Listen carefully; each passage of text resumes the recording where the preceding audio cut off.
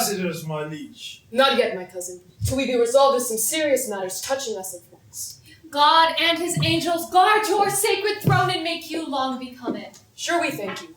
And good my lord proceed, why the law Salic which they have in France should or should not stop us in our claim. And God forbid, my wise and learned lord, you should fashion frame or rest the same. For God doth know how many now in health shall drop their blood in approbation of what your reverence shall incite us to. Therefore take heed how you impugn our person, and how you awake the sleeping sword of war. We charge you, in the name of God, take heed. After this conjuration speak, my lord, and we will judge, note, and believe in heart that what you speak is washed as pure as sin in baptism. Then hear me, gracious sovereign, and you peers, who owe your lives, your faith, and your services to this imperial throne.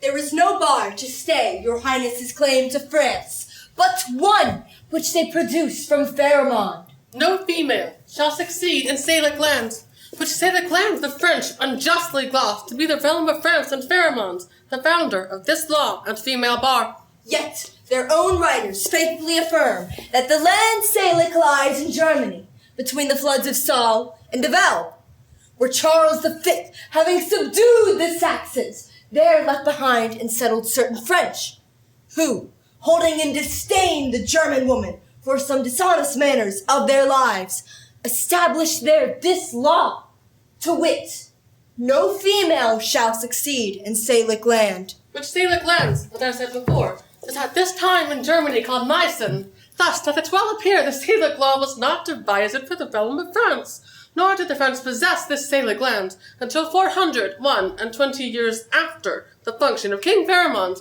godly supposed the founder of this law. Hugh Capet also that usurped the crown, to find his title with some show of truth, when in pure truth it was corrupt and not. Conveyed himself as heir to the Lady Inger, daughter to Charles, the foresaid Duke of Lorraine. So that as clear as is the summer sun, King Pepin's title and Hugh Capet's claim, King Charles' satisfaction, all hold in right and title of the female. So do the lords of France until this day. Howbeit they would hold up this Salic law to bar your highness claiming from the female, and rather choose to hide them in a net than amply to unbear their crooked causes usurped from you and your progenitors. May we with right and conscience make this claim? The sin upon my head, dread sovereign, for in the book of Numbers is it writ, When the son dies, let the inheritance descend unto the daughter. Noble lords, stand for your own. Unwind your bloody flag. Go, my dread sovereign, to your great-grandsire's grave from whom you claim, and your great-uncle, Edward, the Black Prince, who on the French ground played such tragedy, making defeat on the full power of France, whilst his most mighty father stood smiling on a hill to behold his lion's well-forging blood of French nobility. O noble English that could entertain, with half their forces the full power of France, and let another half stand laughing by, all out of work and cold for action. We must not only arm us against the French, but lay down our proportion for the Scot, who will make road upon us with all advantages. The marches, gracious sovereign, shall be enough to guard your England from the pilfering borderers. We do not mean the coursing sneakers only, but rather fear the main intendment of the Scot. For you shall read, never my great-grandfather unmasked his power for France. But the Scot, on his unfurnished kingdom, came pouring like the tide into the breach, and England, being empty of defences, shook and trembled at the bruit thereof. She hath been then more feared than hurt, my lord. For hear her but exemplified by herself. When all her chivalry hath been in France, and she, a mourning widow of her nobles, she hath herself not only well defended, but taken and impounded as a stray the King of Scots, whom, like a caitiff, she did lead back to France, filling your chronicles as rich with praise as is the ooze and bottom of the sea, with sunken wreck and shipless treasury. There's a saying, very old and true. If you will France win, then with Scotland first begin. For once the eagle England being in prey to the unfurnished nest, the weasel Scot would suck her eggs, playing the mouse in absence of the cat, to spoil and havoc more than she can eat. It follows then the cat must stay at home, yet that is but a cursed necessity, since we have traps to catch the petty thieves, whilst the armed hand doth fight abroad, the advised head controls at home. for government though high and low being put into parts, congrueth with the mutual content, like music. True. Therefore, doth heaven divide the fates of man in diverse functions, whereto is added as an aim or but obedience. For so live the honeybees, creatures that by awe ordain an active order.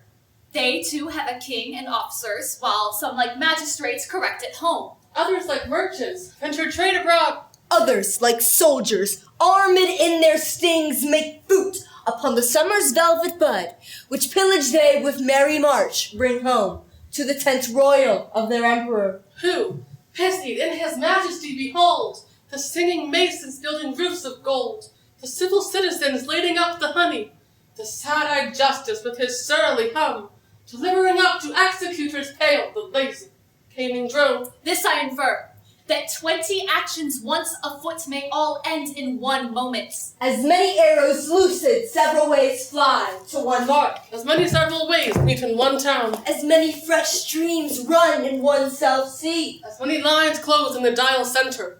So may 1,000 actions once afoot end in one moment, and be all well born without defect. Therefore, my lord, to France! Divide your happy England into 4, and take you 1/4 into France, and you withal shall make all Gallia shake. If we, with thrice that power left at home, cannot defend our own door from the dog, let us be punished, and therefore lose all name of policy and hardiness. Call in the messenger sent from the Dauphin. And by your aid, noble sinews of our land, we'll bring France into our awe, or break it all into pieces. Either our chronicles shall with full mouth speak freely of our acts, or else like tongueless mutes, not worship with a paper epitaph. Now, are we well prepared to know the Dauphin's pleasure? For we hear your coming is from him.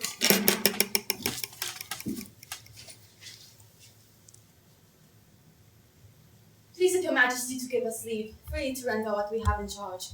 Or shall I sparingly show off the Dauphin's pleasure in our message? We are no tyrant, but a Christian king, to whom our spirit is as subject as our wretches fettered in our prisons. Therefore freely and with uncurbed boldness, tell us the Dauphin's mind.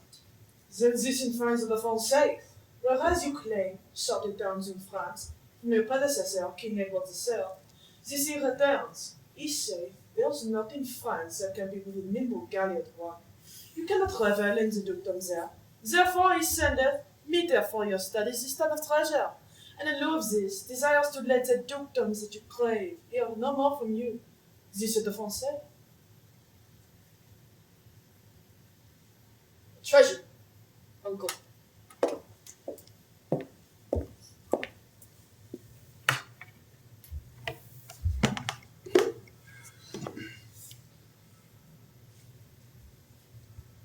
Tennis balls, my liege.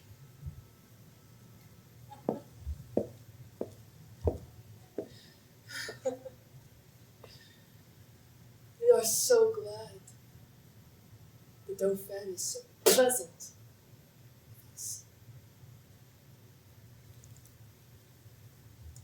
Your message, 'tis present. We accept.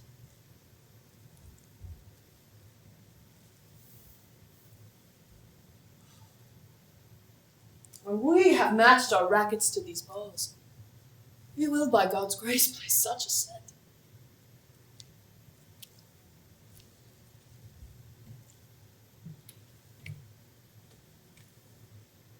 Shall strike his father's crown into the hazard. Tell him he hath made a match, such a wrangler. All the courts of France shall be disturbed with chases, and we understand him well. How he comes over to us with our wilder days, not measuring what use we made of them. We never valued this poor seed of England, and therefore gave ourselves to barbarous license, as 'tis common seen that men are merriest when they are from home. But tell the Dauphin, we will keep state, be like a king when we do rouse us in throne of France. For this we have laid by our majesty, and plotted like a man for working days. But we will rise there with such full glory, I strike the Dauphin blind to look on us, and tell him this. This is mock. Hath turned his balls into gunstones, and his soul shall sit sore charged for the wasteful vengeance that shall fly from them. For this is mock, shall mock many a wife out of the dear husbands, mock mothers from sons, mock castles down. Aye, some are yet ungotten and unborn, and shall have cause to curse the Dauphin's scorn. But this all lies within the will of God, to whom we do appeal, and in whose name tell you the Dauphin, we are coming on to avenge us as we may, and to put forth our hand in the rightful cause. So get your hands and tell your prince his jest will savor of shallow. Thousands weep more than they laugh at it. Convey them with safe conduct and see them hence.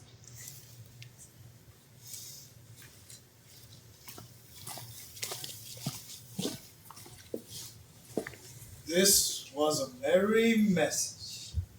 We hope to make the sender blush at it. Therefore, let our collection for the wars soon be provided for. God before will check the Dauphin at his father's door, and let every man now task his thought, that this fair action may on foot be brought.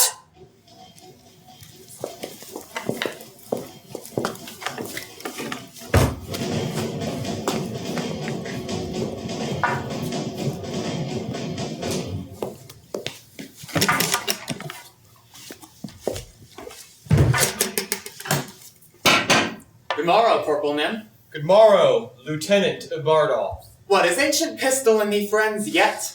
I cannot tell. Things must be as they may. I dare not fight, but I will wink and hold out mine iron.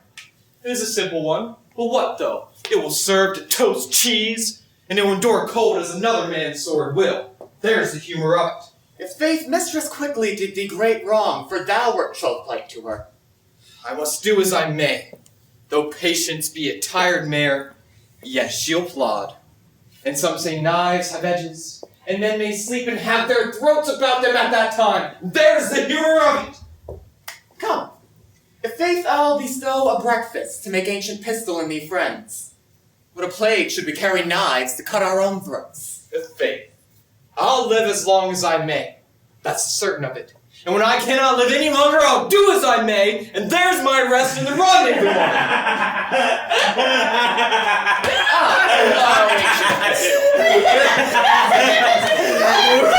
How do you, my Base slave, call'st thou me host? Now by Gad's logs I swear I scorn the title, nor shall my Nell keep lodging. No, by my troth, not I, for we cannot bed nor board half a score honest gentlewomen who live honestly by the prick of their needle, yet it is thought straight we keep a body house.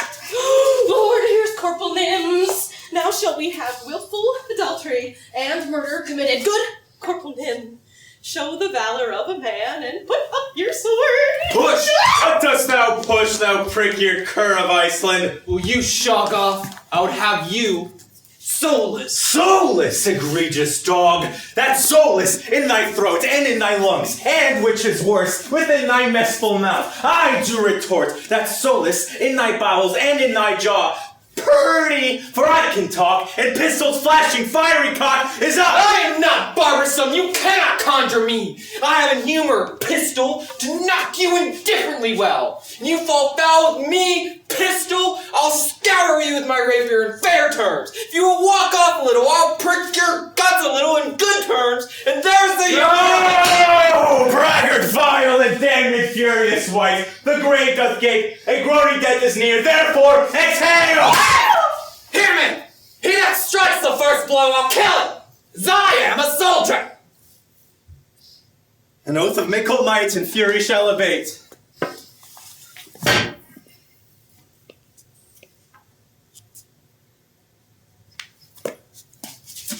I'll cut your throat at one time or another in fair terms, and there's Play gorge, I need to fight again.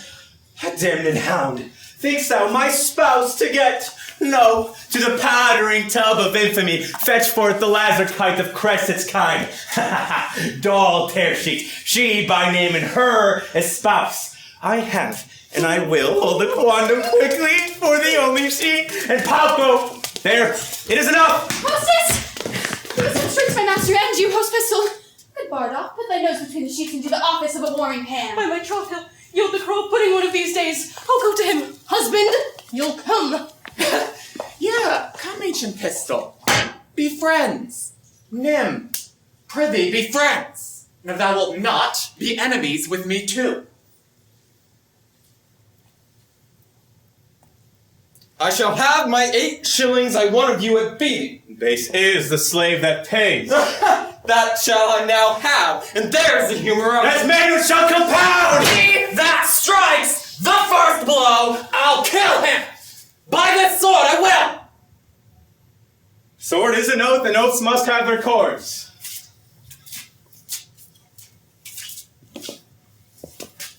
I shall have my 8 shillings I won of you at beating. A noble shalt thou have, and ready pay, and liquor likewise will give to thee, and friendship, and brotherhood. I'll live by Nym, as Nym shall live by me. Is not this just? For I shall, sutler, walk into the camp, and profit will accrue. I shall have my noble. And cash most truly pay. Why, there's the humor!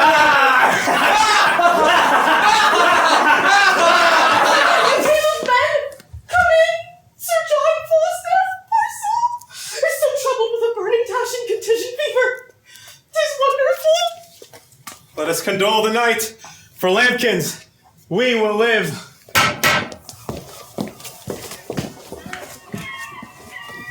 Before God, my lord, his grace is too bold to trust these traitors. They shall be apprehended by and by. Aye, but the man that was his bedfellow, whom he hath cloyed in grace with princely favors, that he should for a foreign purse to sell his sovereign's life to death and treachery? Oh, the Lord of Masham. Now, sirs, the winds fair and beautiful. My lord of Cambridge, my lord of Masham, and you, my gentle knight, give me your thoughts. Do you not think that the power we bear with us will make us conquerors in the field of France? No doubt, my liege, if each man do his best. Never was a monarch better feared and loved than is your majesty. Even those that were your father's enemies have steeped their galls in honey for your sake. Well, then we have much cause of thankfulness, and shall forget the action of our hands sooner than reward and merit, according to their cause and worthiness. So service shall with steel its sinews shine, and labor shall refresh itself with hope to do your grace incessant service. Uncle Exeter, enlarge the man that railed against our person yesterday. We considered it was the heat of the wine that set him on, and therefore we pardon him. That is mercy, but too much security. Let him be punished, sovereign, lest the example of him breed more of such a kind. Oh, let us yet be merciful. So may your highness, and punish too. You show him great mercy if you give him life after the taste of his correction. Alas, your too much care and love of me are heavy orisons against the poor wretch. If little faults proceeding on, distemper should not be wicked at. How shall we stretch our eye when capital crimes, chewed, swallowed, and digested, appear before us? Will yet enlarge the man, though Cambridge and the rest in their dear lives and preservation of our state would have him punished. Now, to our French causes.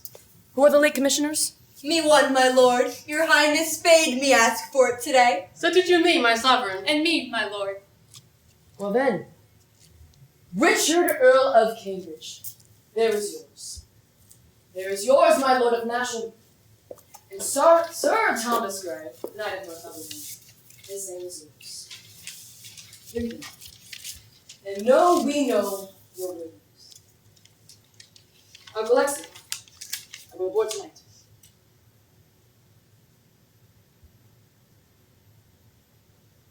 Why, how now, gentlemen? Why change your color? What see you in those papers? Hath so traced your blood out of appearance. I do confess my fault and do submit me to your highness's mercy! To which we all appeal! The mercy which has quitted us as but late is now forestalled and done! You must not dare for shame ask for mercy, or turn upon your bosoms like dogs upon their masters, worrying them. See you, my princes and my noble peers, these vile English monsters. My lord of Cambridge here, you know how apt we were to grace him in all things belonging to his honor, and hath for a few light crowns lightly conspired and sworn against our person unto practices of France to kill us here in Hampton, to which this knight, no less bound in bounty than Cambridge is here, hath likewise sworn. Oh, what shall I say to thee, false man? Thou cruel, ungrateful, and inhumane creature, thou that didst bear the key to all my counsel, that almost mightest coin me into gold, that knewest the very secrets of my heart. Was thou a practice on me for thy use? Can it be possible that out of thee one spark should come to annoy my finger? 'Tis so strange how the truth doth show as grows from black from white, but mine eye shall scarcely see it. Their faults are open. Arrest them to answer for the law, and may God acquit them of their practices. I arrest thee of high treason by the name of Richard, Earl of Cambridge. I arrest thee of high treason by the name of Henry, Lord of Masham. I arrest thee of high treason by the name of Thomas Grey, Knight of Northumberland. High purposes, God justly hath discovered, and I repent my fault more than my death, which I beseech your majesty forgive, although my body pay the price of it. God quit you in his mercy. Hear your sentence. You have conspired and sworn against our royal person, joined with an enemy proclaimed and fixed, and from his coffers receive the golden earnest of our debts. Touching our person, we seek no redress. But we our kingdom's safety must so tender, to whose ruin you have sought, that to our laws we do deliver you. Get ye therefore hence, poor miserable creatures, to your debts. Taste whereof God, in his mercy, give you the patience to endure, in true repentance of all your deeds amiss. Bear them hence.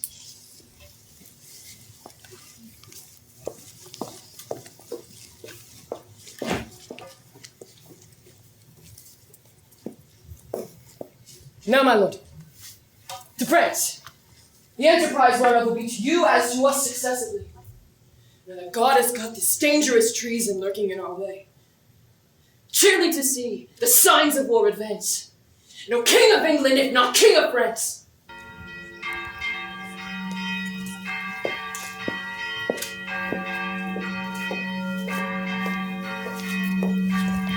I pray, sweetheart, let me take thee so far as staying. No fur.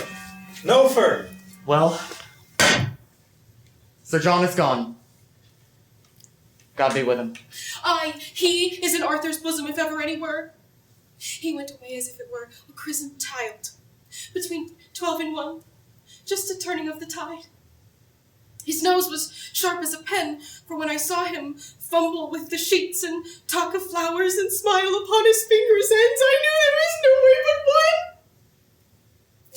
How now, Sir John, quoth I, and he cried out 3 times, God, God, God. Now I, to comfort him, bade him not think of God. I would hope there was no such need.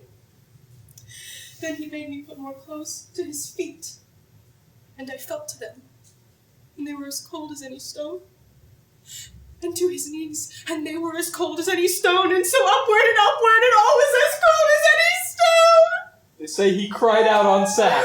I bet he did. And a woman. No, he did not. Yes, that he did. And he said there were devils incarnate. Oh, indeed, carnation was a color he never liked. Well, he did cry out on women. Indeed, he did in some sort handle women, but then he was rheumatic and talked of the whore of Babylon. Hostess, do you remember he saw a flea stand upon Bardolph's nose and said it was a black soul burning in hellfire? Well, God be with him. That was all the wealth I got in his service. Shall we shog off? The king will be gone from Southampton. Clear up thy crystals. Look to my chattels and my movables. Trust none. The word is pitch and pay. Men's words are wafer cakes, and holdfast is the only dog. Therefore, Kavita, my dear, be thy counselor. Touch her soft lips and part.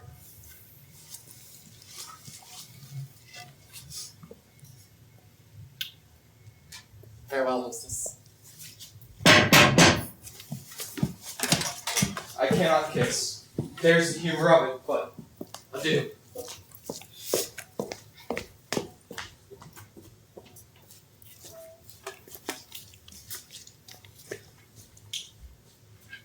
Keep fast thy bugle bow.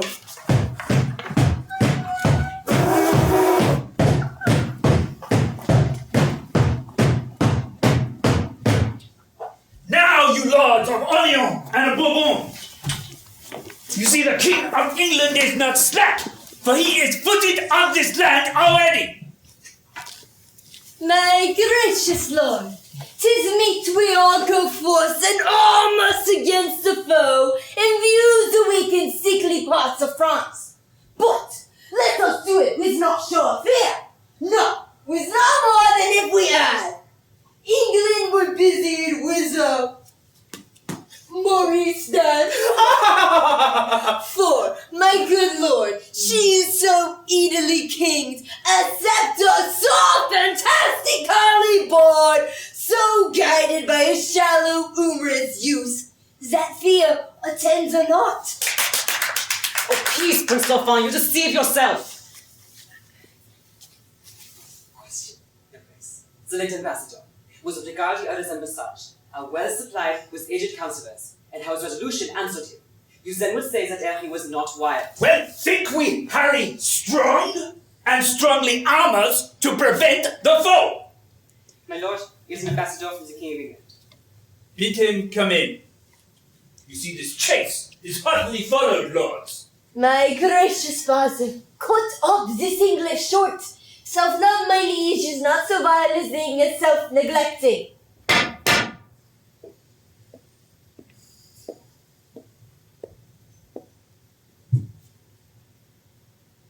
From our brother England?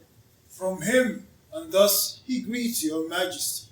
He wills you in the name of God Almighty, that you divest yourself and lay apart the borrowed title, which by gift of heaven, of law, of nature, and of nations longs to him and to his heirs, namely the crown, and all wide-stretched titles that belongs unto the crown of France, that you may know 'tis no sinister, nor no awkward claim, picked from the wormholes of old vanished days, nor from the dust of old oblivion racked. He sends you these most memorable lines, in every branch truly demonstrated, willing you overlook this pedigree, and when you find him evenly derived from his most famed and famous ancestors, Edward III, he bids you then resign your crown and kingdom, indirectly held from him, the native and true challenger. If not, what follows? Bloody constraint, for if you hid the crown even in your hearts, there will he rake for it.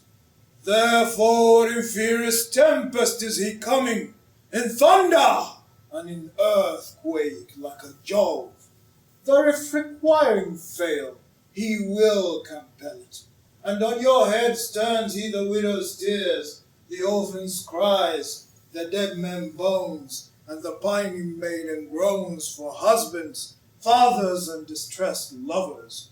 Which shall be swallowed in this controversy?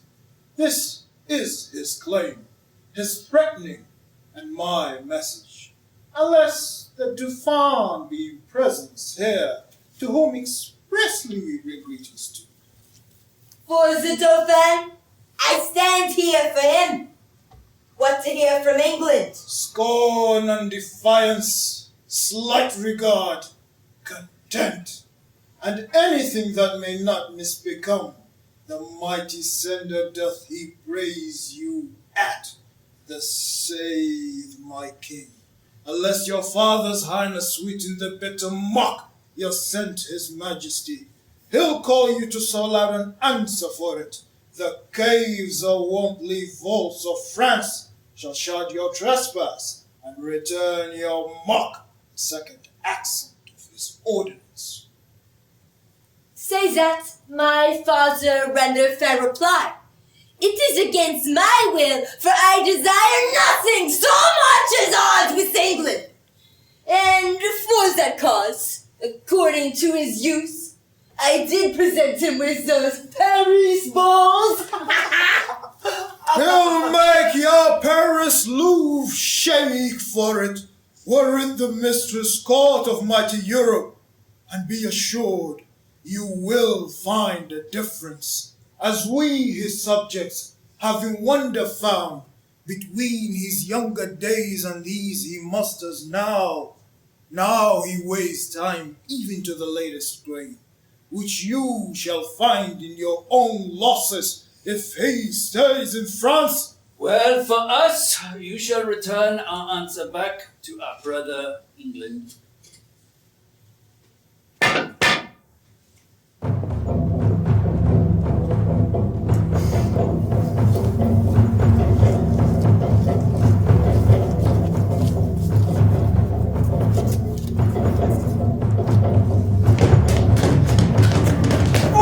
Here's hot serpents, hot indeed. Those goings home, God's vassals, drop and die. His honor, there's the humor of it. When I were in London, I'd give all my honor for a pot of ale. And I, if wishes would prevail, would not stay but thither when I eye. Cause blood, your assholes, will you not? Up to the breaches, will you not? Up to the breaches.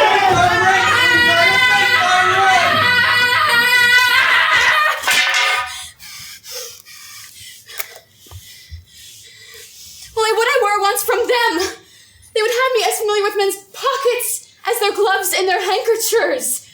They will steal anything. Bardolph stole a loot case, carried it 3 miles, and sold it for 3 halfpence. Nim stole a fire shovel. That's how I knew they meant to carry coals. Well, if they will not leave me, then I need to leave them. Captain Llewellyn, you must come straight to the mines to the Duke of Gloucester. Look you, tell the Duke it's not so good to come to the mines. The concavities as otherwise he may discuss to the Duke. The enemy has digged himself 5 yards under. The countermines. By Jesu, I think he'll blow up all if there be no better direction. How are you resolved to go to this town? This is the latest call, I will admit. Therefore, to your best mercy, give yourselves, or else like men to proud destruction, defy us to our worst. For as I am a soldier, a name that becomes me best, we will not leave the half-achieved toppler till in her ashes she be buried. The gates of mercy are all shut up. What say you? Will you yield and this avoid, or guilty in defense be thus destroyed?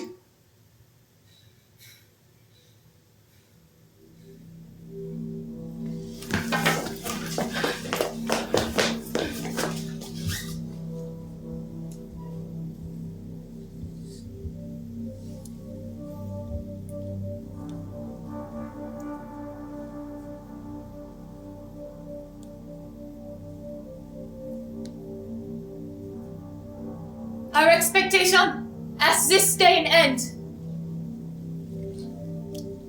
The Dauphin, whom of succor we entreated, returns us word his powers are not yet ready to raise so great a siege. Therefore, dread king, we yield our town and our lives to thy soft mercy.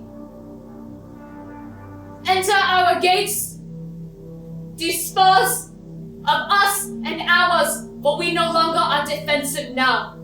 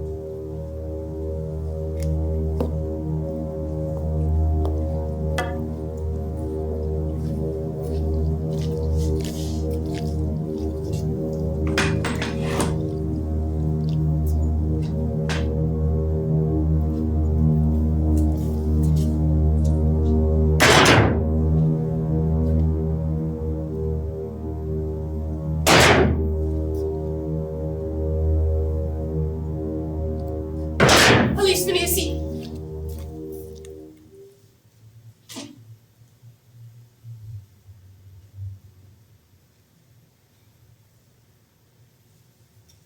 Vous avez quel nom?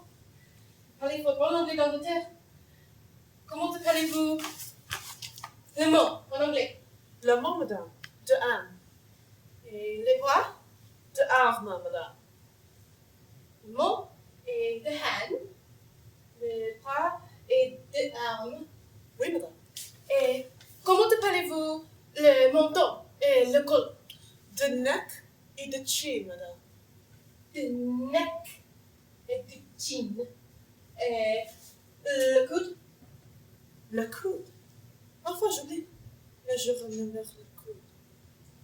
Oh, de elbow, madame. Alice, écoutez, je raconterai tout ce que j'ai appris. De hand, de arm, de neck, de chin et de bilbo. De elbow, madame. Oh, Jésus, j'ai oublié ma foi. Je raconterai. De hand, de arm, de neck, de chin et de elbow. Et c'est bon? Enfin, madame, vous parlez aussi bon anglais comme si vous aviez étudié en Angleterre. Oh, la grâce de Dieu, en petit temps, je prends l'air. Comment appelez-vous le pied et la robe? Le foot et le goal, madame. Le foot et le... Oh, Jésus, je ne crois pas les éponymes de cher chevalier pour 1 million, ma foi! Madame, le foot et le goal. Oh, est-il aussi? Écoutez. De hand. De arme. De neck. De chin. Le foot. Et le chaos. C'est fort beau, madame. Allons-y à dîner.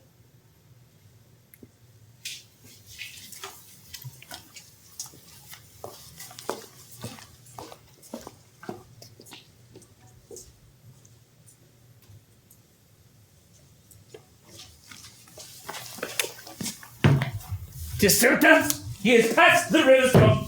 Most of my vie, shall a few springs of us, the empty of our father's luxury at gutter grafters. No mons, bastard no mons. Mon Dieu, and if they pass us unfought withal, I'll sell my dukedom for that foggy farm in that short nook Iro, England. Why, whence have this metal? Is not the climate raw, foggy, and cold on whom, as it stains, the sun looks pale? Can barley broth I'll drench for swollen jades their sodden water, decoct such lively blood, and shall our quick blood, spirited with wine, seem frosty? Oh, for honor our names will not be like frozen icicles upon our houses' tops, while they, on more frosty climates, sweat drops of useful blood. Constable, dispatch. The Mojapod to know what willing ransom he would give. Contrepan, you should say a word with me. Not so. I do beseech your majesty. But I say, it shall be so.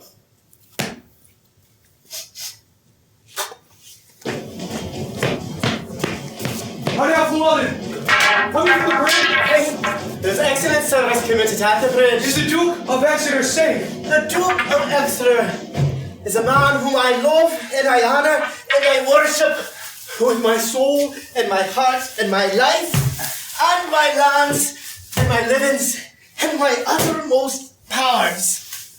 The Duke of Exeter is, look you God be praised and pleased for it, no harm in the world. He doth maintain the bridge very gallantly. There is an ensign there, I don't know how you call him, but by Jesu, I think he's as gallant a man as Mark Antony. He doth maintain the bridge most gallantly. Yet he is a man of no reckoning, but I did see him do gallant service. How do you call him? His name is Ancient Pistol. I know him not. She does know him. But here comes the man. Captain, I thee beseech to do me favour. The Duke of Exeter doth love thee well. Aye, and I praise God I have merited some love at his hands. Bardolph, a soldier, one of buxom valour, hath by furious fates and giddy fortune's fickle wheel that goddess blind that stands at Patience! Ancient Pistol, Fortune, look you, is painted blind with a muffler before her eyes to signify to you that Fortune is blind. And she is, moreover, painted with a wheel, which is the moral that Fortune is turning and inconstant, and variations and mutabilities. And her fate is fixed at a spherical stone which rolls and rolls and rolls. Surely the poet is making an excellent description of Fortune. Fortune, look you, is an excellent moral. Fortune is Bardolph's foe and frowns on him. For he hath stolen a cross, and hanged must he be a damned death. Let gallows gape for dogs, let man go free, and let not Bardolph's vital threat be cut with edge of penny cord and vile approach. But Exeter hath given the doom of death for cross of petty price. Therefore go, speak, Captain, the Duke will hear thy voice. Speak, Captain, for his life, and for his life I will thee requite. Ancient Pistol, I partly understand your meaning. Why then rejoice therefore? Certain! Ancient Pistol, 'tis not a thing to rejoice at. For if he was my own brother, I would wish the Duke to do his pleasure and put him to execution.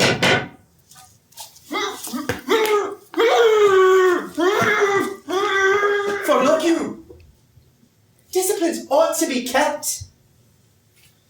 They ought to be kept.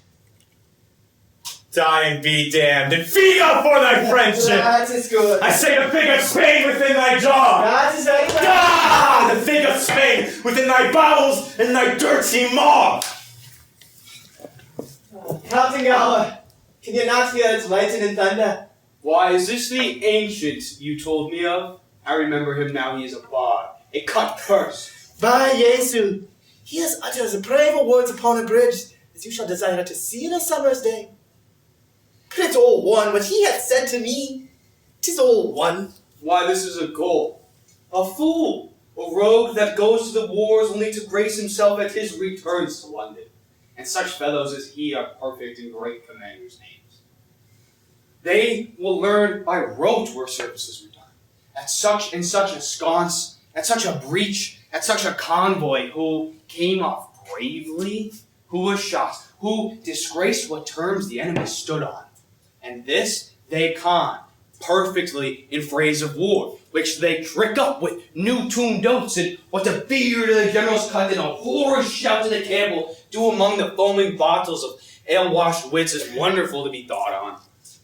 But you must learn to know such slanders of this age, or else you may marvelously be mistook. Certain, Captain Gower. 'Tis not the man, look you, that I did take him to be.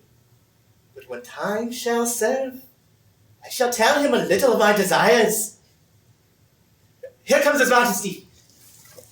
How now, Captain Folio? Come you from the bridge? And it please your Majesty, there is excellent service committed at the bridge. What men have you lost, Llewellyn? Please your Majesty, the partitions of the adversary have been great, very reasonable great.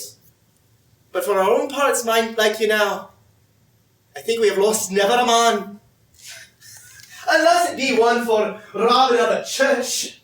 One Bardolph, if your Majesty knows the man. His face is full of whelps and nobs and pumples.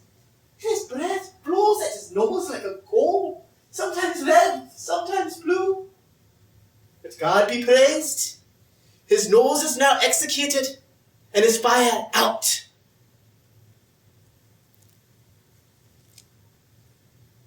We would have all offenders set apart. And therefore we give express commandment that nothing be taken from the villages but paid for.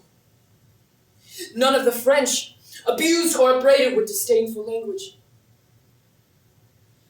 For when cruelty and lenity play for a kingdom, gentlest gaze is the sword. You know me by my habit? Well, then we know thee. What shall we know of thee? My master's mind. Unfold it! Go thee unto Henry of England, and tell him advantages of a better soldier than rashness. Although we did see death, we did but slumber. Now we speak upon our cue, and our voice is imperial. England shall repent her folly.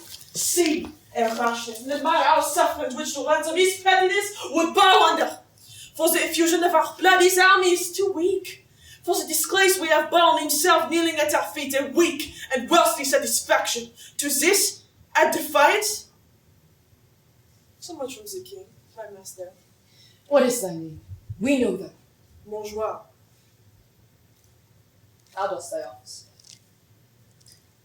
Return thee back, and tell thy king I no longer seek him now. Could be well content without impeach to march on to delay. For to say the sooth, though 'tis no greater wisdom to confess so much unto an enemy of craft and vantage. My soldiers with sickness much enfeebled, my army lessened, and those few I do have, no better than so many French. And they were you tell me one pair of English legs did march 3 Frenchmen! Yet forgive me that I do brag thus. This your heir of France hath blown this vice into me. I must repent. Tell thy master, here I am. My ransom is this frail and worthless body, my army but a weak and sickly guard. Yet God before we will come on, and France or such another neighbor stood in our way. If we may pass, we will. If we be hindering, we shall by your 20 ground with your red blood discolor. So, Montjoie, get me gone.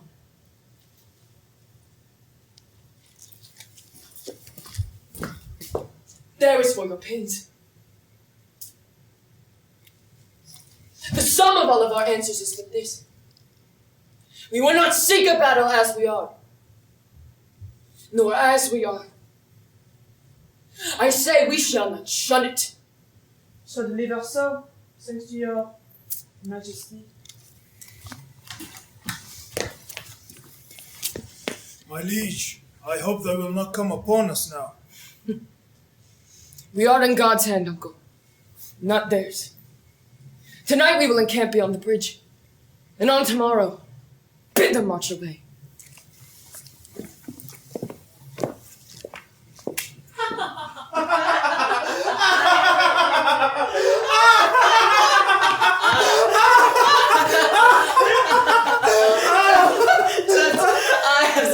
armor in the world. You have an excellent armor, but let my ass have its due. Now you talk of an horse. I have a steed like the butterfly of the sun. Nothing but pure air and fire, and has none of these dull elements of earth within him.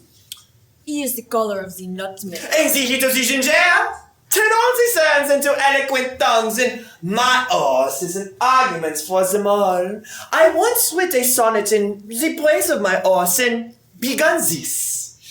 Wonder of nature. When a sonnet begins so, in the praise of one's mistress. Why is it that they imitate that which I writ in praise of my horse? For my horse is my mistress. Ma foi, me thought the other day your mistress shook you, shrieking. Aye, bearing me, I tell thee, Lord Constable, that my mistress wears her own air. I could make as good a boast of that if I had a sow to my mistress. That thou will make use of anything. And yet, I do not use my horse for my mistress.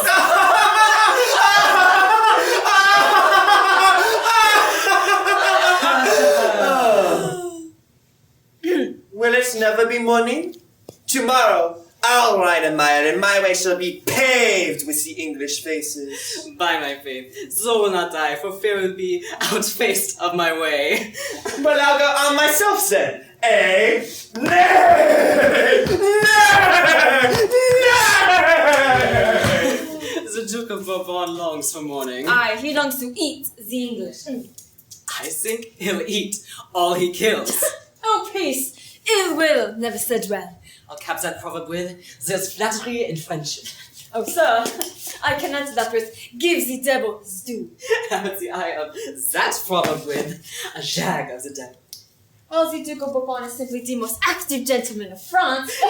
Doing his activity, and he'll still be doing. He never did hurt, as I heard. No, I warrant you, nor never will. I ought him to be exceedingly valiant. I have heard so from one who knows him better than you. And who was that? Why, he told me so himself, and said he cared not who knew it. Well, who will go with me to Azad for 100 English prisoners? You must go to Acid yourself before you can have them. My lord, the English are within 100 paces of your tent. Who had measured the ground? The Lord Emperor. A valiant man, an expert gentleman. Come away. The sun is high and we'll wear out the day.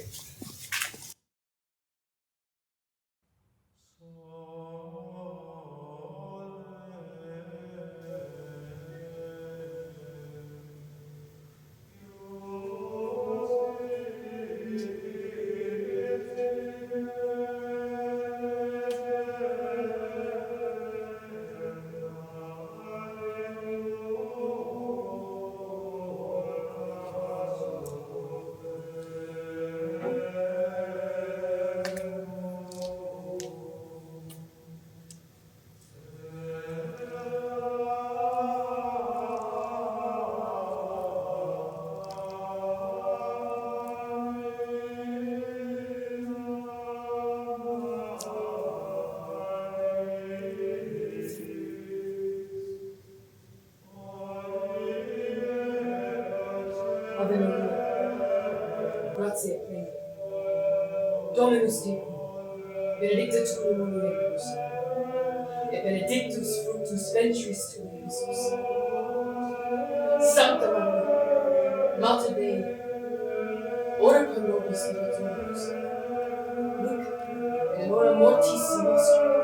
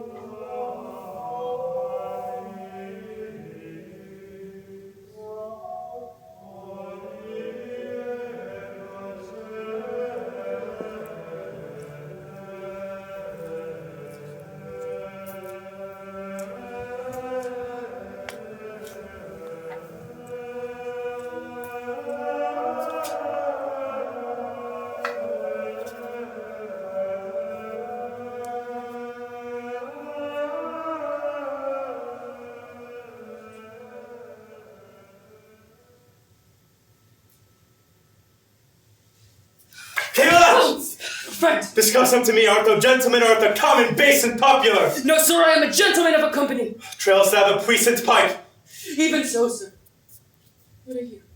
As good a gentleman as the emperor. Oh, thou art better than the king. The king's a bago, and a heart of gold, a lad of life, an imp of fame, of parents good, a fist most valiant. I kiss his dirty shoe, from my heartstrings I love the lovely bully. What is thy name? Harry Leroy. Leroy, Cornishman. Art thou of Cornish crew? No, sir, I am a Welshman. A Welshman. Knowest thou Llewellyn? Aye, sir, he is my kinsman. Art thou his friend? Aye, sir. Figa for thee, then! My name is Pistol. It swords well with your fierce... Pistol is my name!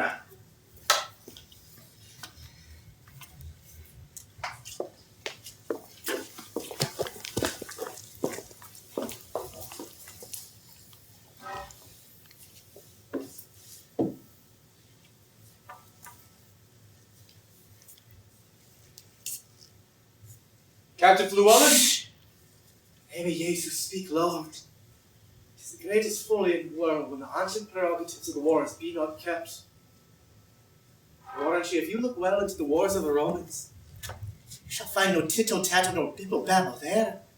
But you shall find the cares, and the fears, and the ceremonies to be otherwise. Why, the enemy was loud. You heard him all night. God so loud! And if the enemy be an ass, and a fool, and a prating coxcomb, is it meet we be also a fool and a prating coxcomb? In your conscience now? Oh, speak low. Since you do, good Captain Gower.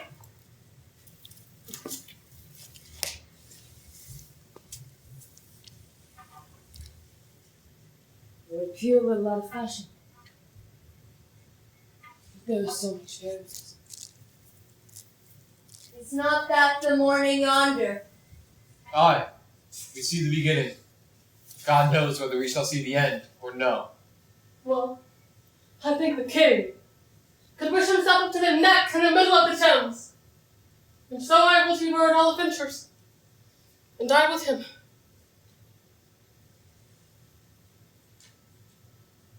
And now, master. Good morning. Let's cheer. Faith, small cheer some of us would like to have ere this day end. Why, fear nothing, man. The king is frank. Aye, he may be, for he hath no such cause as we, and there's the humour of it. They say not so. He is a man as we are. The violet smells to him as to us. Therefore, if he sees reasons, he fears as we do. But the king hath a heavy reckoning to make if his cause be not good. When all those souls whose bodies shall be slaughtered here shall join together at the latter day and say, I die at such a place.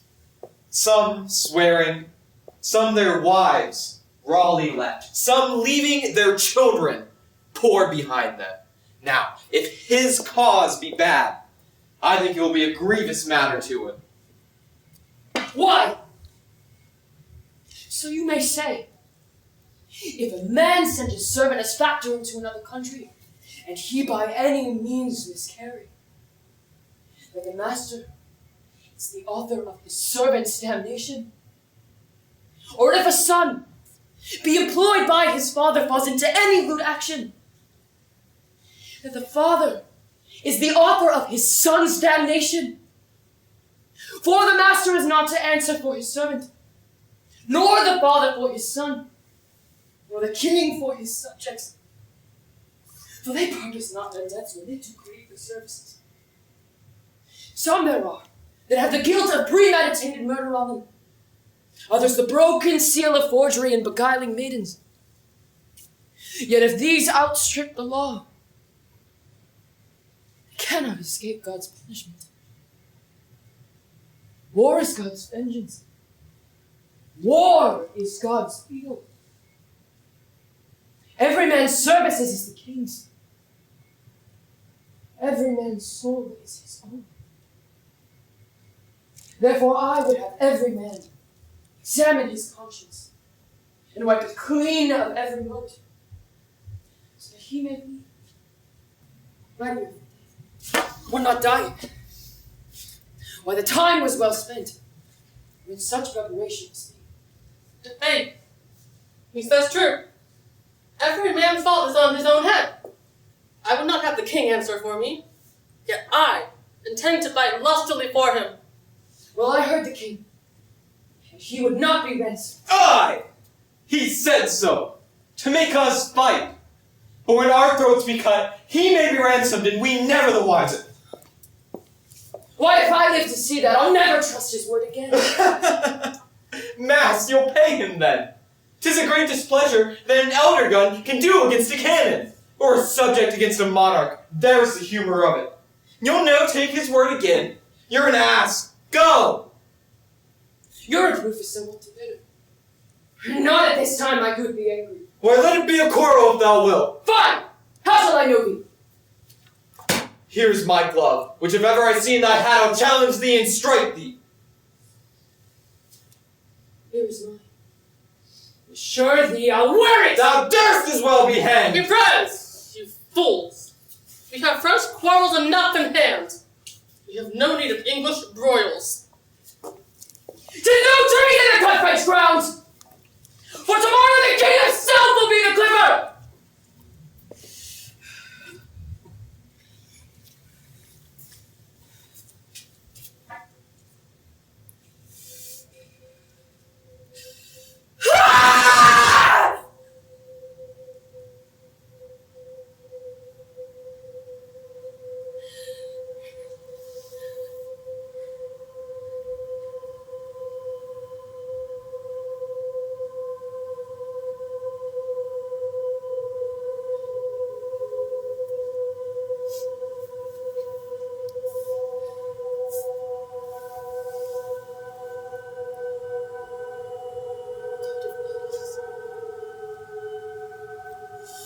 Steel my soldiers' hearts. Take from them now the sense of reckoning that these opposing multitudes which stand before them may not appall for courage.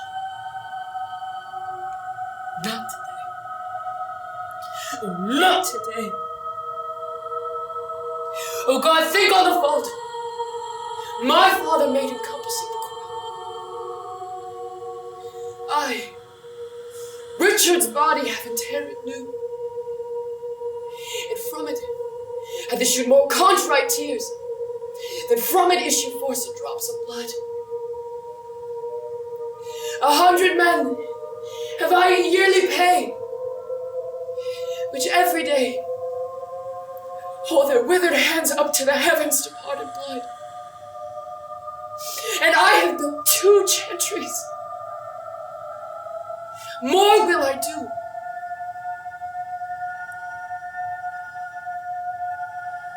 For all that I can do is all too little. My lord, My uncle Exeter's voice. my lord, the army stays upon your presence. Stay. Exeter, stay, and I will go with thee.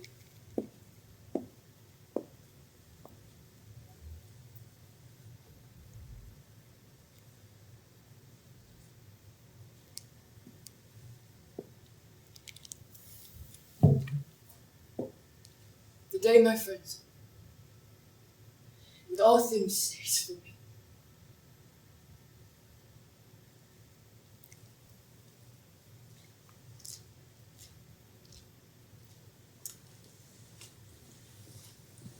My lord, French are very strong. There is 5 to 1, and yet they all are fresh.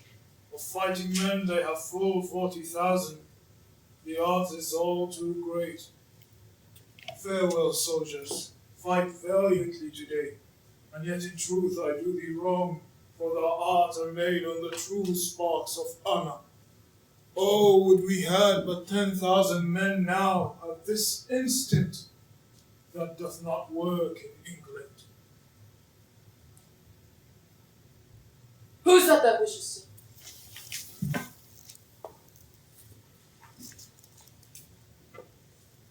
My Uncle Exeter. I would not lose the honor one man could share for me. Not for my kingdom.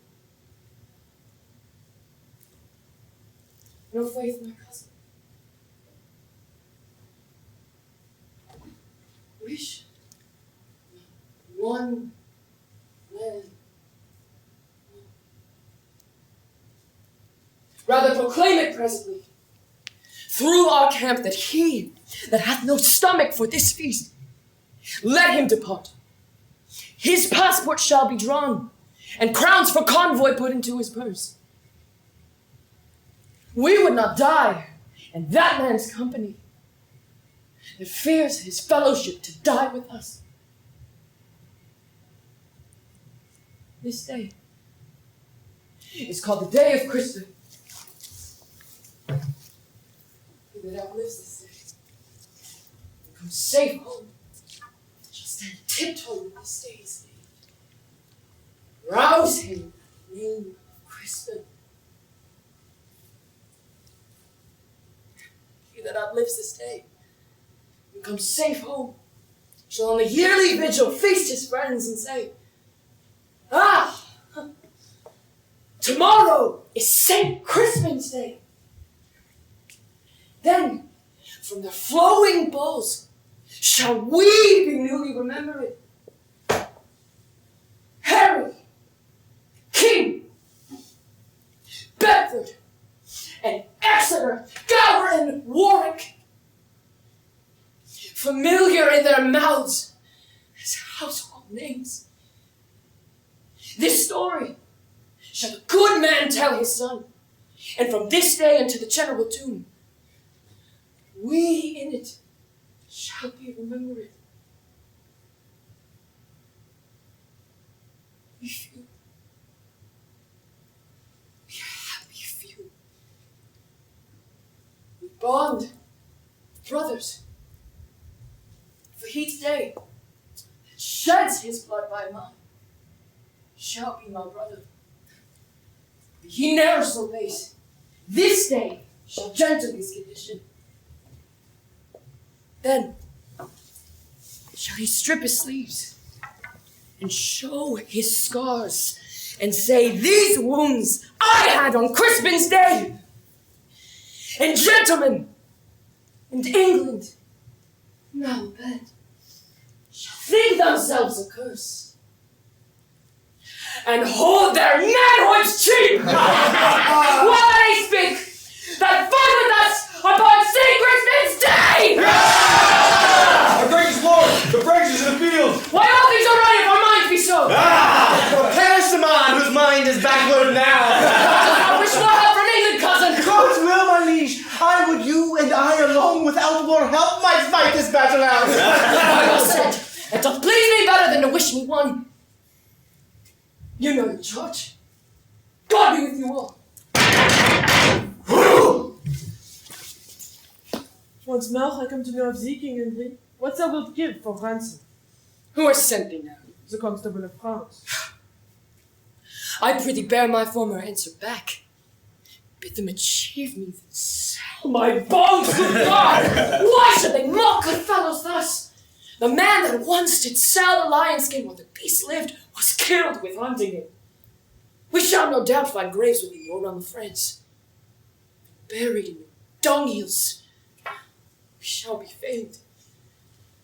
For there the sun shall greet them and draw up their honors, reeking up from the heavens, leaving their earthly parts to choke your climb. The smell whereof shall breed a plague in France. Mark then abundant valor in our English, that being dead, much like to bullets crazing, break forth into a second course of mischief, killing and relapse of mortality. Let me speak proudly. There is not a piece of feather in my camp. Good argument, I hope we shall not fly. Time has worn us into slovenly. By the mass, our hearts are in the tree. My soldiers tell me yet ere night, they'll be in fresher robes. Look, the gay new clothing over your French shoulders here, turning them out of service! If they do this as it please God they shall, then shall our ransom soon be levied. Save thou thy labor, herald. Come no more for ransom, gentle herald. They shall have not, I swear. These my bones, which if they have as I will leave in them, yield them little. Tell the constable. Shall deliver, sir? Gracious lord, upon thy knee I crave the leading of the vanguard. Take it, brave soldier. Come, let us away. And as thou pleasest God, dispose the day!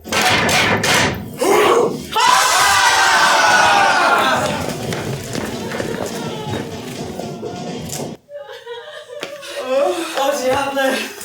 Mort de ma vie! Oh, the daisies! Oh, je m'ennuie out! All is gone! All is lost! We are not yet living in the field to smother up the English, if any order might be sought upon. A plague over there! Once more through the fields, and he does not follow Bourbon now. Let him go home, and with his scarp-binned hands like a base leaner, holds the chamber door, whilst by a slave no more gentler than my dog, his fairest daughter is contaminate. Disorder that has spoiled us. Right us now. Come we, and Ypres will offer up our lives unto these English, or else die with fame. Come. Come along. Let's die with honor. Our shame does last too long.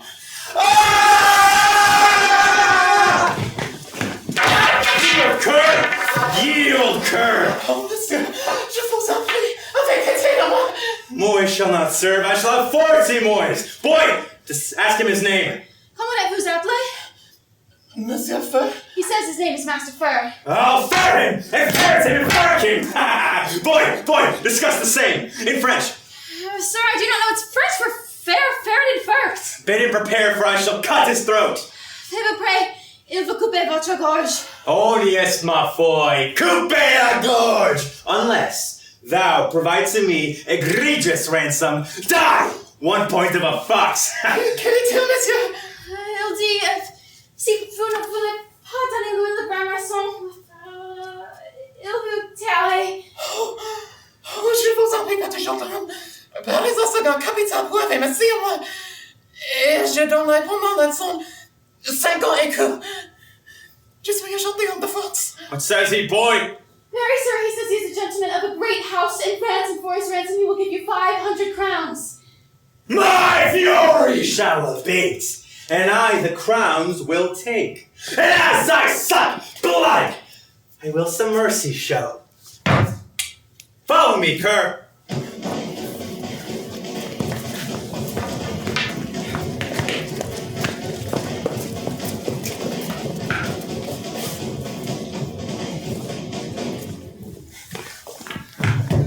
What?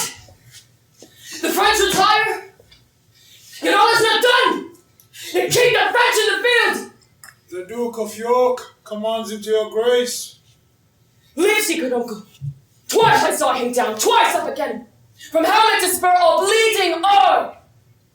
In which array, brave soldier, doth he lie, larding the plains, and by his bloody side, yoke fellow to his honor-dying wounds, the noble Earl of Suffolk also lies. Suffolk first died, and York, all hasted over, comes to him where in blood he lay steeped, takes him by the beard, kisses the gashes that bloodly did yawn upon his face, and cried aloud, "Tarry, dear cousin Suffolk, my soul shall thine keep company in heaven. Tarry, dear soul, a while, then fly to rest. And in this glorious, well-foughten field, we kept together in our chivalry." Upon these words I came and shed them up.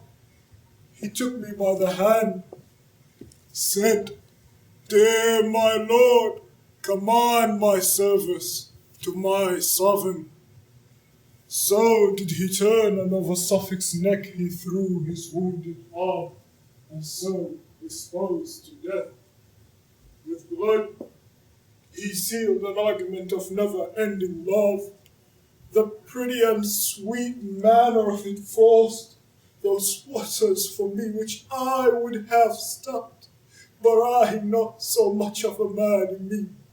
For all my mother came into my eyes, gave me up to tears. I blame you not. For hearing this myself, I must.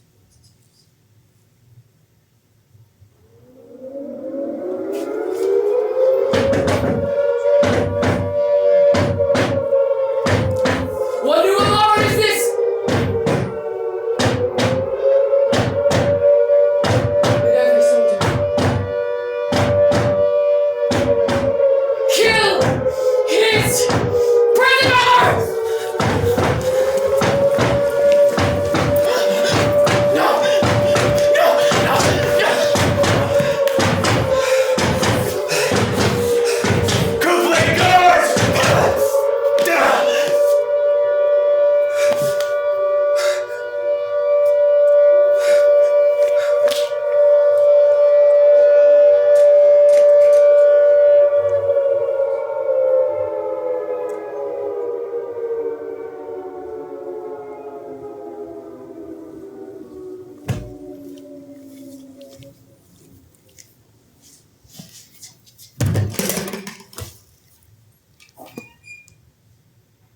God's blood! Kill the boys and the luggage! 'Tis the earliest piece of knavery that can be desired in the world now. In your conscience now. 'Tis certain there's not a boy left alive, and the cowardly rascals that ran from the battle themselves have done this slaughter. Besides, they had carried away and burnt all that was in the case, whereupon he caused the prisoner's throats to be cut. Oh, he is a worthy king. Aye, he was born at Monmouth. Captain Gower, what call you the place where Alexander the Pig was born? Alexander the Great. Why, is not pig great? As if I should say pig great or magnanimous. I hope it's one phrase, saving the phrase's little variation. I think Alexander the Great was born at Macedon. His father was Philip of Macedon, as I take it. Aye, I think it was Macedon indeed where Alexander was born. Captain Gower, look you, if you look into the maps of the world well, you shall find little difference between Macedon and Monmouth. Look you, there is a river in Macedon. There is also a river in Monmouth. The river's name in Monmouth is called the Wye, but 'tis out of my brain what is the name of the other. It is all one. 'Tis so like as my fingers is to my fingers. And there is sermons in both. Look you, Captain Gower, and you mark it. You shall find that our king is come after Alexander. For God knows, and you know, that Alexander and his bowels, and his ales, and his wraths, and his displeasures, and indignations, is kill his friend Clitus. Aye, but our king is not like him in that, for he has never killed any of his friends. Look you, 'tis not well done to take the tail out of a man's mouth ere it's made and ended finished. I speak in comparisons. As Alexander has killed his friend Clitus, so is our king being in his right wits and judgments. Turn away the fat knight with the great belly doublet. I forget his name. Sir John Falstaff. I think it is Sir John Falstaff indeed. I can tell you, there is good men born at Monmouth.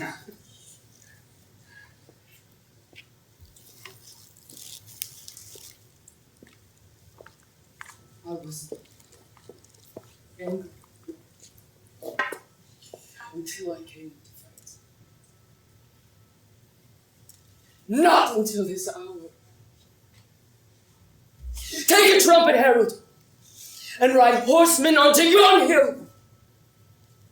If they will fight us, bid them come down or leave the field. Oh, how they do offend our sight! Well, we do neither. We will come to them and make them skirt away as fast as stones and force it from all the Syrian slings.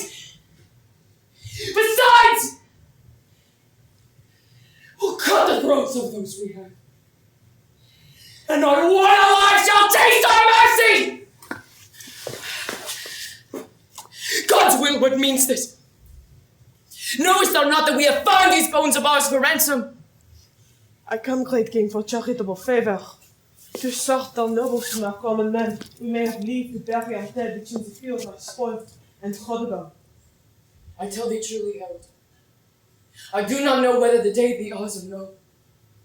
For many of your French do keep the faith. The day is yours.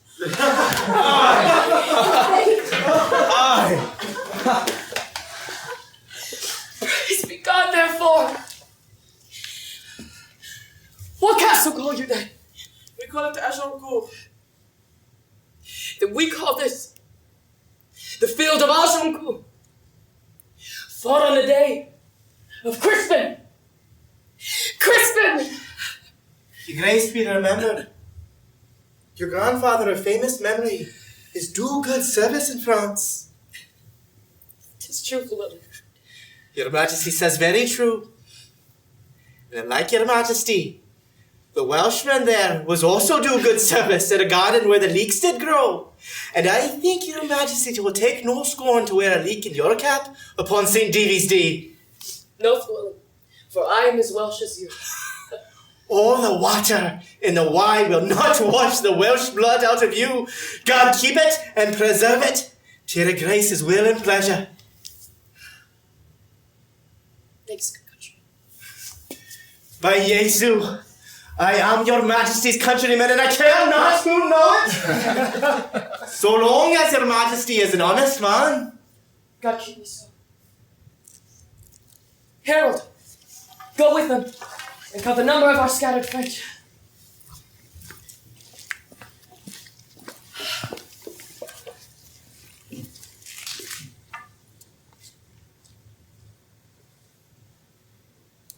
Go yonder, soldier Henry. You, fellow, come to the king. Fellow, why dost thou wear thy glove and thy cap? And please your majesty, 'tis a rascals that swaggered with me the other night, and he hath one of mine, which if ever I see I have sworn to strike him, so hath he sworn the like to me. What think you, Llewellyn? Is it lawful that he keep his oath? 'Tis lawful, your like your Majesty, that he keep his vow. If he be perjured once, he's an errant, a beggarly knave as ever tread upon two black shoes. His enemy may be a gentleman of worth. And if he be as good a gentleman as Lucifer, Beelzebub, and the devil himself, 'tis meet he keep his vow. Well, sirrah, keep your vow. Under what captain serveth thou? Under Captain Gower. Captain Gower is a good captain and has good literature in the wars. Go call him hither. I will, my lord.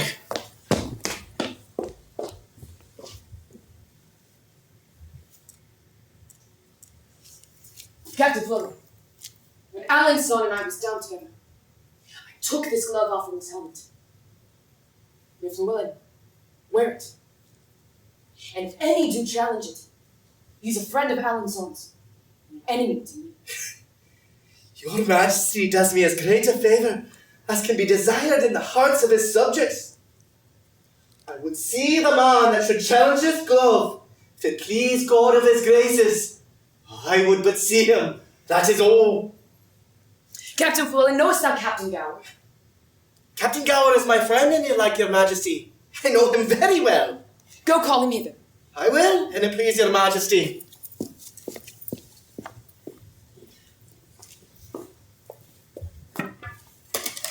Follow Llewellyn closely, please. For the glove he wears, it was the soldier's. Knowing Llewellyn valiant, touched as hot as gunpowder, he will return quickly with an injury.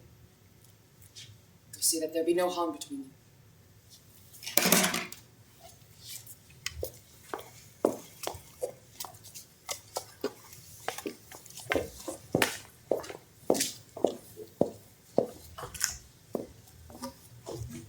Captain Gower, in the name of Jesu, come to the king. There is more good come to you than you can dream of.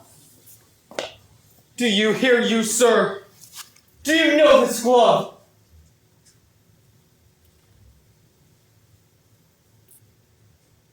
I know the glove is a glove. Sir, I know this, and the humor of it, and thus I challenge it. God's blood and his. Captain Gowan, stand away. I shall get treason his due presently. Hannah, masters! What's the matter? And if you like, your majesty, here is the notablest piece of treason come to light as you shall desire to see in a summer's day. Here is a rascal, biggery rascal. Extract the glove which your majesty took out of the helmet of an Alanson. And your majesty will bear me witness, testimonies and avouchments that this is the glove. And please your majesty, that was my glove. He that I came to in the night promised me to wear it in his hat. I met that gentleman with my glove and his hat, and I think I have been as good as my word. Your majesty hears, and say the majesty's manhood. What a beggarly, lousy knave it is. Let me see that glove. Look you. This is the fellow of it. It was I, indeed, you intended to strike, and thou hast given me most bitter words. How can thou make us amends? Let his neck answer for it if there be any marshal's law in the world. My liege. All offences come from the heart, never came any from mine to offend your majesty. Witness the night, your garments, your lowliness, and whatsoever you received under the heaven, I beseech your grace, impute it to your own fault, not mine. For yourself came not like yourself. Had he been as you seemed, I had made no offense. Therefore I beseech your grace to pardon me. Uncle! Fill that glove with crowns and give it to the soldier. Take it, brave soldier. As an honor in thy capital, I do challenge it. Give him the crowns. Come! Llewellyn, I must needs you have friends.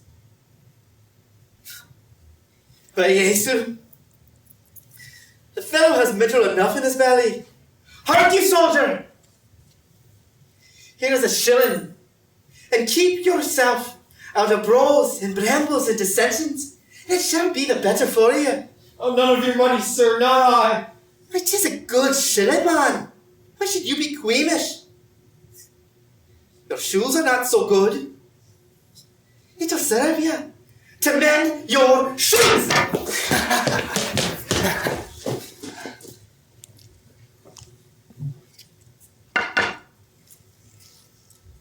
I'm not just going to take it.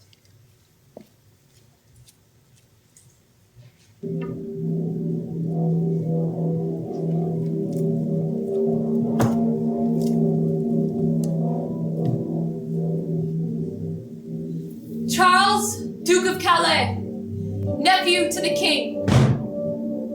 John, Duke of Burgundy. Lord Boucicaut. And of all other lords and barons, knights and squires, a full 1,500, besides common men. This note doth tell me of 10,000 French, which lie in the field slain. Jacques of Châtillon, Admiral of France. The Master of the Swordsmen, John Duke Alençon. Lord Randurez, High Master of France. The brave Sir Bouchard Dauphin. Of noble chevaliers, Grand Pré, Roussy, Facquembarat, and Foix. Here was a royal fellowship of death. Where is the number of our English dead?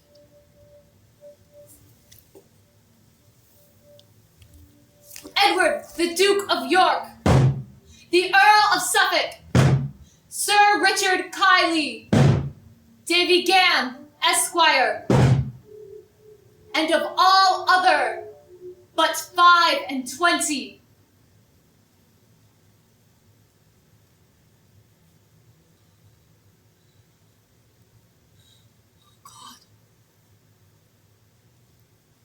Thy arm was here.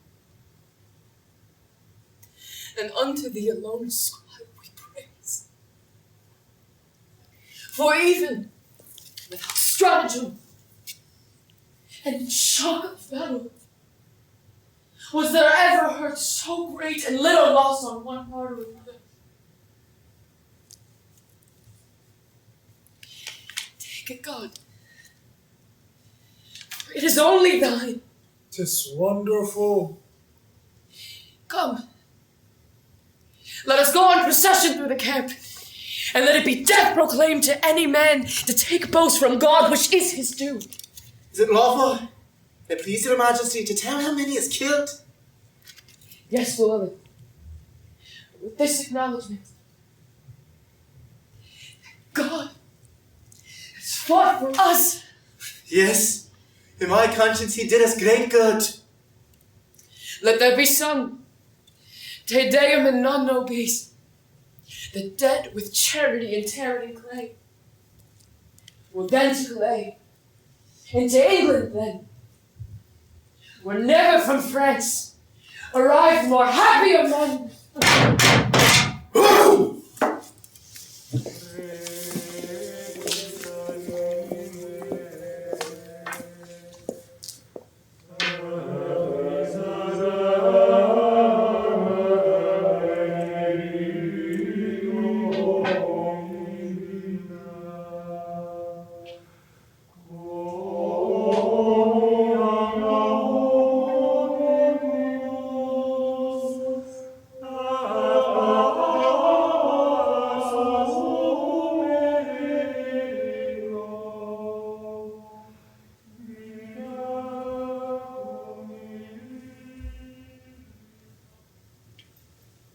But why do you wear your leek today? St. Davy's Day is past. There is occasion, Captain Gower. Look you why and wherefore.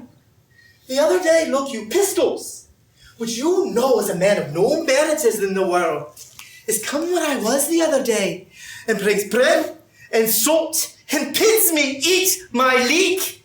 'Twas in a place, look you, where I could move no dissensions. I shall see him, I shall tell him a little of my desires. Here it comes, swelling like a turkey cock. 'Tis no matter for his swellings and his turkey cocks. God bless you, ancient pistol. You skull, beggarly, lousy knave, God bless you. Art thou bedlam? Dost thou thirst, base Trojan, to have me fold a Parca's faithful web? Hence, I am quandrous at the smell of leek. Ancient pistol, I would desire you, because it does not agree with your stomachs and your appetites and your digestions, to eat this leek. Not for Cadwallader and all his goats. There is one goat for you, ancient pistol. Trojan, thou shalt die!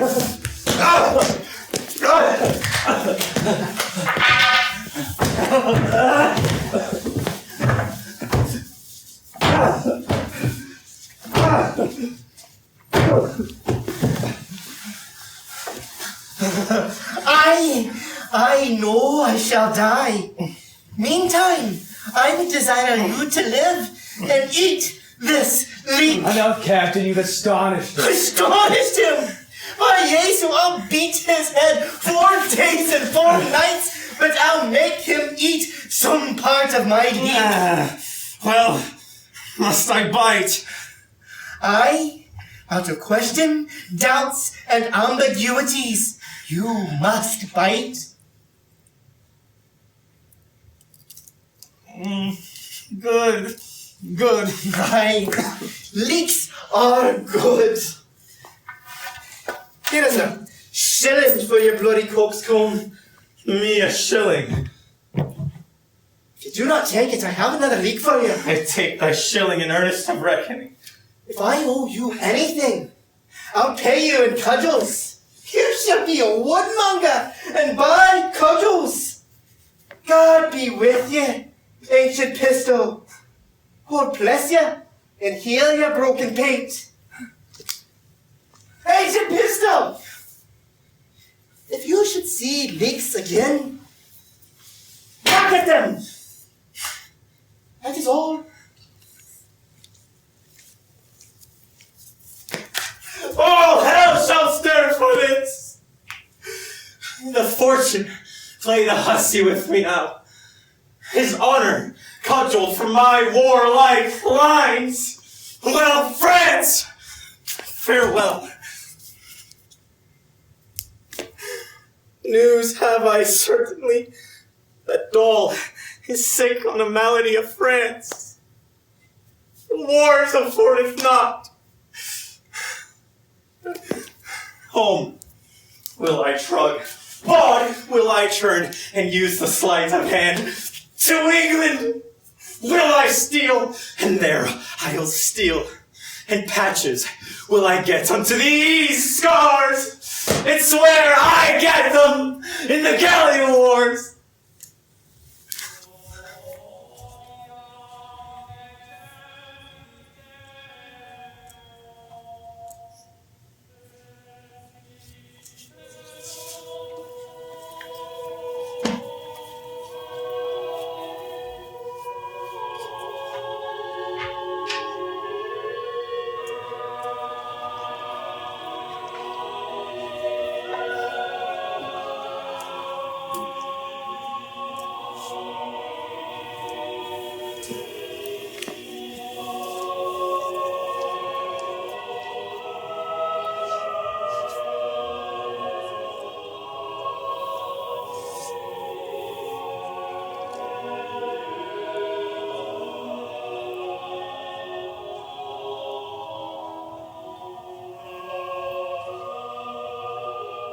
Peace.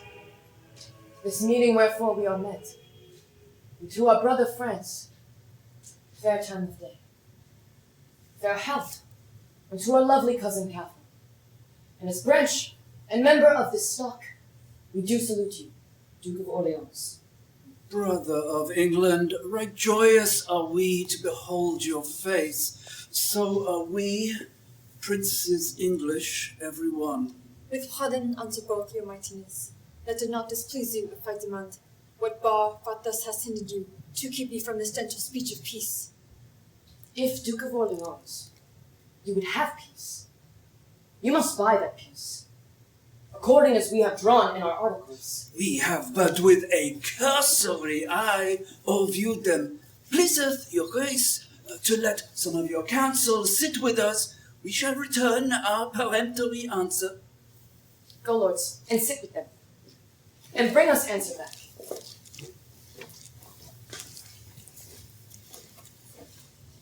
Yet, leave our cousin Catherine here with us. With all our hearts.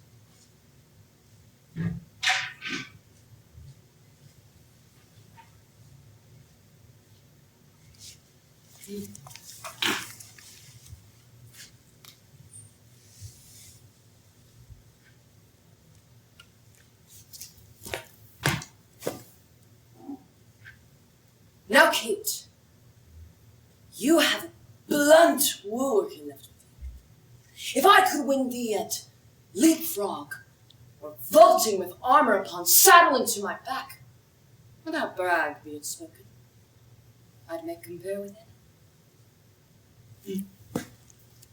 But leaving that, Katie, if thou takest me now, thou shalt have me at my worst, and in wearing thou shalt have me better and better. Thou shalt not have a face that is worth sunburning. But dost thou think that thou and I, under St. George and St. Denise, shall get a boy and go to Constantinople and take the Great Turk by the beard? Ah, Kate? Is it possible that me shall love the enemy of France? No, Kate, 'tis impossible you should love the enemy of France. For, Kate, I love France so much, I'll not leave a village. I'll have it all mine. Then, Kate, when France is mine and I am yours, then France is yours and you are mine. I cannot tell what is that. No! Why, I'll say it to you in French, which will hang upon my tongue like a bride to a new married husband. Let me see. Saint Denis be my speed. Quand, Français, Est mon? That is, when France is yours. Et vous êtes à moi. Then I will be to you. Donc, français était à vous. Then France shall be mine. Et je suis à vous. And you will be to me. Wilt thou believe me, Kate? It is easier for me to conquer the kingdom than speak much more French. Oh, your majesty, has false French enough to deceive the best lady in France? No, no faith, Kate. Not I. But Kate, in plain terms, do you love me? I cannot tell. No? Can any of your neighbors tell? Come, I'll ask them. Come, Kate. I know you love me. And someday when you're in your closet, you'll question this lady of me. Therefore, Kate, I pray, use me mercifully because I love thee cruelly. That I shall die, Kate, is certain. For thy love, by the Lord, never. But wench, thy straight back will grow crooked. Around I grow hollow. A great leg wax small. A curled pate proved bald. But a good heart, Kate, is like the sun and the moon. And rather the sun and not the moon. Therefore, Kate, take me. Take a soldier. Take a soldier. Take a king. Therefore, Kate, wilt thou have me?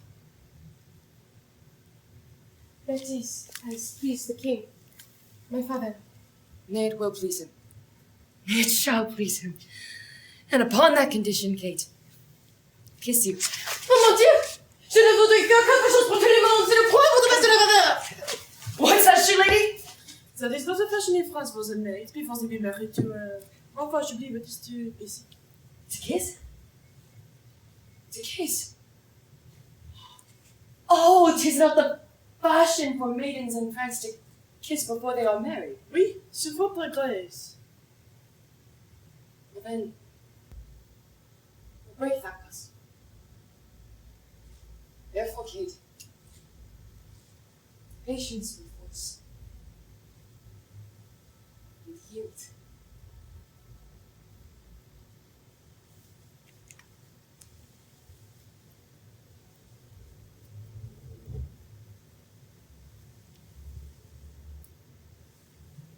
Come, Kate.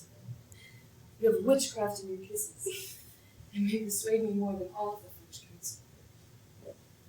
Oh, your father has returned. Brother of England, we have read the articles and have agreed to all that we in schedule had. And let this among the rest take its full course. And withal, your daughter Catherine's hand in marriage. This and what else your majesty shall crave, God, that disposeth all, give you much joy. Then, come, Catherine, give me thy hand. Our marriage will be present solemnized, and our hatred by a bond of love. And I will swear to Kate, Kate to me, may our vows once made, unbroken be.